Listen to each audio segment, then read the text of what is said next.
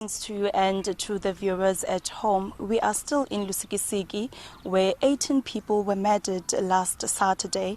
We were in town trying to speak to young people of this area, but they were not comfortable showing their faces or speaking to the media rather, because they are saying that they do not feel safe, not because they are scared of criminals, but they are not They are accusing police of working with criminals.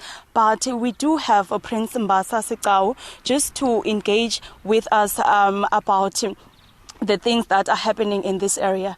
Mbasa, welcome to the SABC. Thank you very much. Mbasa, we understand that there is a role that is played by traditional leaders in fighting issues in the area. What role are you playing as Amafako Royal House, especially in Lusikisiki as a whole, in fighting this crime?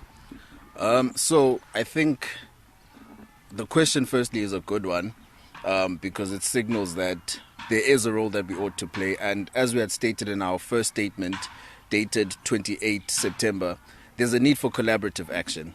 And that's what we're working towards. One of the issues that was highlighted was the prevalence of crime. But then more than anything, I think our position is that we shouldn't try to solely blame the police, because if we're going to be honest, the criminals themselves are people who are our brothers, they are people who are our uncles, our relatives. They were raised by our parents, not by the government, not by the police. And so it signals a decay in our own moral fabric. So we are trying to assess that. We are trying to change the way we approach these things. So ordinarily what you would get would be a soccer tournament, for example, that it's said to be a gender-based violence awareness tournament. But then that's an event. We're now trying to work towards launching social programs that run throughout the year so that people are groomed and that we don't have a situation where a condition or an ordeal such as this can reproduce itself. So I think that's what we are trying to do, because this is essentially a social issue and it has economic elements to it as well. So we need to develop an economic program that complements the social programs that we want to launch. I think that's what we are working towards right now as a Mafago Royal family. You are talking about an impact, economic impact, yes, and I believe that these criminal activities are also impacting or has an impact in the development in Lusikisiki. Are there any projects maybe that have faced or that have been stopped because of crime that is happening in this area? As far as we know, there have been a few attempts by criminal elements to stop these mega projects. But again, I think these are things that have to be tackled in collaboration with the police services, and we need to tighten the way we engage our community so that they feel safe to report wrongdoing, and then you let the law take its course. But beyond that, I think what's important for us is trying to ensure that you expand economic inclusivity. So the royal family is engaged in trying to see how we can maximize all of this fallow land for agricultural processes to make sure that young people are put to work, they're engaged in something positive.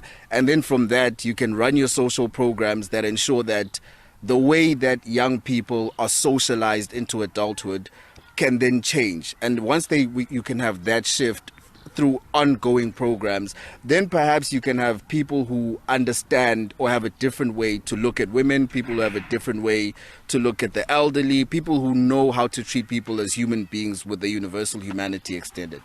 Will you be assisting in the memorial service or in the funeral? So I think you'll remember that Acting King Dalkolostra was away when this ordeal happened.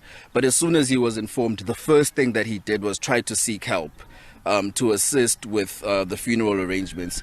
And one of the companies that we reached out to, Avbob, received our request positively. And they said they would assist with the burial of all 18 of the victims. And then it was later announced that the Premier's office would as well assist. So now we are coordinating our efforts so that these families can have a dignified send-off for their loved ones. Of course. That was Prince Mbasa Sigcau from the Royal House of Amafago, just telling us that there are projects that they will be implementing just to put youth into work, and they are also working with the police, or they do not want people to blame the police, but to work with the police. It's back to you in studio.